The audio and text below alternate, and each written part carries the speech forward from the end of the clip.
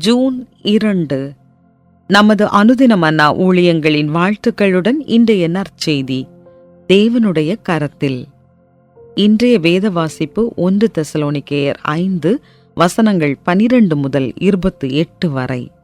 அன்றியும் சகோதரரே, உங்களுக்குள்ளே பிரயாசப்பட்டு கர்த்தருக்குள் உங்களை விசாரணை செய்கிறவர்களாயிருந்து உங்களுக்கு புத்தி சொல்கிறவர்களை நீங்கள் மதித்து அவர்களுடைய கிரியை நிமித்தம் அவர்களை மிகவும் அன்பாய் எண்ணிக்கொள்ளும்படி உங்களை வேண்டிக் கொள்ளுகிறோம். உங்களுக்குள்ளே சமாதானமாயிருங்கள். மேலும் சகோதரரே, நாங்கள் உங்களுக்கு போதிக்கிறது என்னவென்றால், ஒழுங்கில்லாதவர்களுக்கு புத்தி சொல்லுங்கள், திடனற்றவர்களை தேற்றுங்கள், பலவீனரை தாங்குங்கள், எல்லாரிடத்திலும் நீடிய சாந்தமாயிருங்கள். ஒருவனும் மற்றொருவன் செய்யும் தீமைக்கு தீமை செய்யாதபடி பாருங்கள். உங்களுக்குள்ளும் மற்ற யாவருக்குள்ளும் எப்பொழுதும் நன்மை செய்ய நாடுங்கள். எப்பொழுதும் சந்தோஷமாயிருங்கள். இடைவிடாமல் ஜெபம் பண்ணுங்கள். எல்லாவற்றிலேயும் ஸ்தோத்திரம் செய்யுங்கள். அப்படிச் செய்வதே கிறிஸ்து இயேசுவுக்குள் உங்களை குறித்து தேவனுடைய சித்தமாயிருக்கிறது. ஆவியை அவித்து போடாதிருங்கள். தீர்க்க தரிசனங்களை அற்பமாய் எண்ணாதிருங்கள். எல்லாவற்றையும் சோதித்து பார்த்து நலமானதை பிடித்து கொள்ளுங்கள். பொல்லாங்காய் தோன்றுகிற எல்லாவற்றையும் விட்டு விலகுங்கள். சமாதானத்தின் தேவன் தாமே உங்களை முற்றிலும் பரிசுத்தமாக்குவாராக.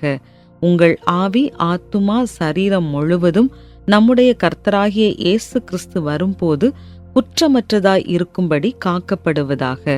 உங்களை அழைக்கிறவர் உண்மையுள்ளவர், அப்படியே செய்வார். சகோதரரை, எங்களுக்காக வேண்டிக் கொள்ளுங்கள். சகோதரர் எல்லாரையும் பரிசுத்த முத்தத்தோடே வாழ்த்துங்கள். இந்த நிருபம் பரிசுத்தமான சகோதரர் யாவருக்கும் வாசிக்கப்படும்படி செய்ய வேண்டுமென்று கர்த்தர் பேரில் ஆணையிட்டு உங்களுக்கு சொல்லுகிறேன். நம்முடைய கர்த்தராகிய இயேசு கிறிஸ்துவினுடைய கிருபை உங்களுடனே கூட இருப்பதாக. ஆமென். குறிப்பு வசனம்: உங்களை அழைக்கிறவர் உண்மையுள்ளவர், அவர் அப்படியே செய்வார். 1 தெசலோனிக்கேயர் 5:24. 18 வயதை எட்டியது என் மகளின் வாழ்க்கையில் ஒரு புதிய சகாப்தத்தை ஏற்படுத்தியது. சட்டப்பூர்வமாக அவள் வயது வந்தவள். அவள் இனி நடக்கவிருக்கும் தேர்தல்களில் வாக்களிக்க முடியும். உயர்நிலைப் பள்ளியில் பட்டம் பெற்ற பிறகு விரைவில் அவளுடைய வாழ்க்கையை தொடங்க வேண்டியிருக்கும். இந்த உணர்வானது என்னை ஆக்கிரமிக்க, அவளோடு விலையேறப்பெற்றதாய் நான் கருதும் என்னுடைய மணித்துளிகளை செலவழிக்க வேண்டியிருந்தது. பொருளாதாரத்தை எவ்வாறு நிர்வகிப்பது, உலகத்தின் பிரச்சனைகளை குறித்து எப்படி விழிப்போடு இருக்க வேண்டும் மற்றும் நல்ல ஆரோக்கியமான தீர்மானங்களை எவ்வாறு எடுப்பது என்பது குறித்த ஆலோசனைகளை அவளுக்கு நான் கொடுக்க வேண்டியிருந்தது.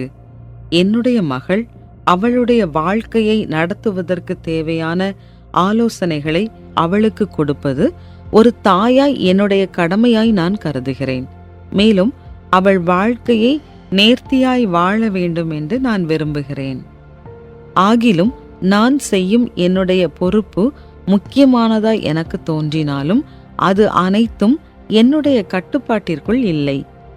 பவுல் அப்போஸ்தலர் தெசலோனிக்கேய திருச்சபையில் தன்னுடைய ஆவிக்குரிய பிள்ளைகளாய் கருதும் விசுவாசிகளுக்கு இயேசுவை குறித்தும் மற்றவர்களுக்கு உதவி செய்வது எப்படி என்றும் கற்றுக் கொடுக்கிறார்.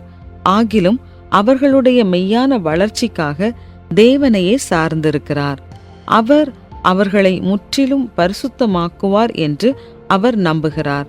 அவர்களுடைய ஆவி, ஆத்துமா, சரீரம் ஆகியவற்றை தன்னால் தயார் செய்ய முடியாது என்று அறிந்து தேவனிடத்தில் ஒப்படைக்கிறார். தெசலோனிக்கேய திருச்சபைக்கு ஆலோசனை கொடுக்கும் வகையில் பவுல் நிருபம் எழுதினாலும் அவர்களுடைய வாழ்க்கை மேம்படுவதற்கு பவுல் தேவனையே நம்புகிறார். நம்முடைய அன்பிற்குகந்தவர்களின் வாழ்க்கையை பராமரிக்கும் பொறுப்பானது தேவனுடைய கரத்தில் இருக்கிறது என்பதை இது நமக்கு கற்பிக்கிறது. தேவன் உங்களை அவரில் வளரச் செய்ததை நீங்கள் எப்படி உணர்ந்தீர்கள்? யாருடைய வளர்ச்சியை அவரிடத்தில் நீங்கள் ஒப்புவிக்க விரும்புகிறீர்கள்?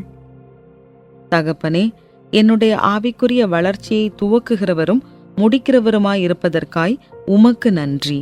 அந்த நற்கிரியைக்காய் உம்மை நம்புவதற்கு எனக்கு உதவி செய்யும்.